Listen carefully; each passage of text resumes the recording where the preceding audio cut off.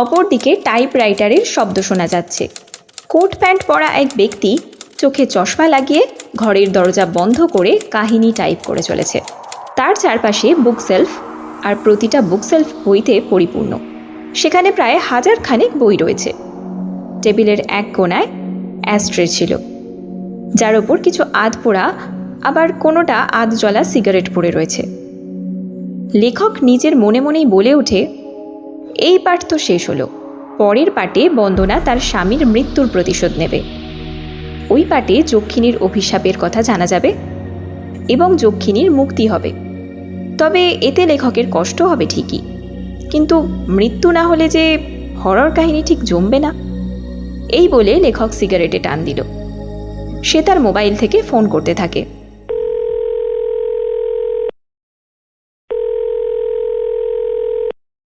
ফোনের ওপার থেকে হাই তুলতে তুলতে এক ব্যক্তি বলল, হ্যালো, কে? হ্যালো জগদীশ, আমি বলছি, কাহিনী শেষ হয়ে গিয়েছে। ও আচ্ছা, আপনি বলছেন স্যার। কি বললেন স্যার? আপনার কাহিনী লেখা শেষ হয়ে গেছে? এ তো খুব ভালো কথা, কিন্তু এই কথা তো আপনি আমাকে দিনেও বলতে পারতেন। এত রাতে কেন ফোন করলেন স্যার? লেখক সিগারেট টেনে বলল, কি বললে? এত রাতে? কটা আর বাজে? বলতে গিয়েই তার চোখ পুরনো হাত ঘড়ির উপরে পড়ে, যেখানে সে দেখতে পায় তখন বাজে রাত 3:05। লেখক নিজের ভুল বুঝতে পেরে বলে, আরে 3টে বেজে গেছে? এত রাত হয়ে গেছে? আমি তো মনে করেছি হয়তো রাত 8টা-9টাই বাজে। কোনো ব্যাপার না স্যার, আপনি এত মন দিয়ে গল্পগুলো লেখেন যে আপনি সময় টেরই পান না। হ্যাঁ, ঠিক বলেছ। তবে এই গল্প পাবলিশ হলে লোকেদের খুব পছন্দ হবে। রাত জেগে যে লিখছি, সে তো অবশ্যই হবে স্যার, আপনার লেখা বলে কথা।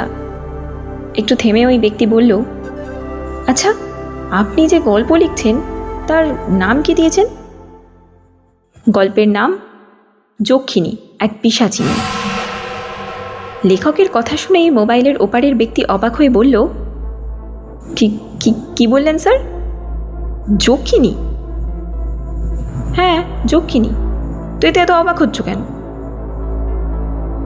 না মানে, আমি শুনেছিলাম যে আপনি যে যক্ষিণীর কথা বলছেন সে নাকি আপনাদের ওই গ্রামের কৃষ্ণই নদীর আশেপাশেই ঘুরে বেড়ায়, আর পুরুষদের সাথে ওই সব মানে ওই সমস্ত উল্টোপাল্টা কাজ করে তাদের মেরে ফেলে। তো কি হয়েছে? না মানে, আপনার ভয় করে না স্যার? যে গ্রামে যক্ষিণী ঘুরে বেড়ায় আর ওখানে বসেই তার উপর আপনি গল্প লিখছেন, আপনার যদি কোনো ক্ষতি করে? উফ জগদীশ, যক্ষিণী অতটাও খারাপ নয়, তুমি আর তোমার গ্রামের লোকেরা যতটা মনে করো।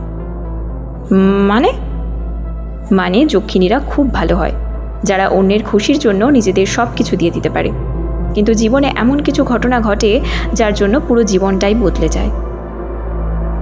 কেমন ঘটনা স্যার? আমি না ঠিক বুঝলাম না। পৌরাণিক কথা অনুযায়ী আমাদের ব্রহ্মাণ্ডে অনেক লোক রয়েছে, যেখানে দেবী, দেবতা, অসুর, রাক্ষসের বাস রয়েছে। এই সমস্ত লোক পৃথিবী থেকে আলাদা আলাদা দূরত্বে অবস্থান করছে। বলা হয় এই সমস্ত লোকের মধ্যে বিষ্ণু লোক সব থেকে উপরে অবস্থান করছে, আর সব থেকে নিচে অবস্থান করছে অপ্সরা, যক্ষিণী, পরী, যারা পৃথিবীর একদম কাছে অবস্থান করে।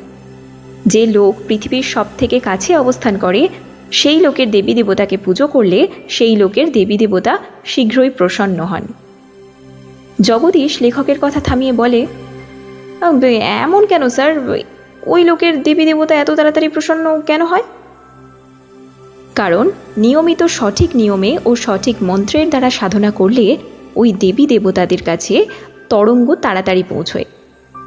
যক্ষ যক্ষিণী লোকের এক যক্ষিণী দাপর যুগের অন্তিমে পৃথিবীতে এসেছিল, যাকে নাকি অভিশাপ দেওয়া হয়েছিল। এমন এক অভিশাপ যা তার জীবন পুরোপুরি বদলে দেয়। সে কেমন অভিশাপ স্যার? আর আপনি কোন অভিশাপের কথা বলছেন? কেই বা দিয়েছিল ওই অভিশাপ?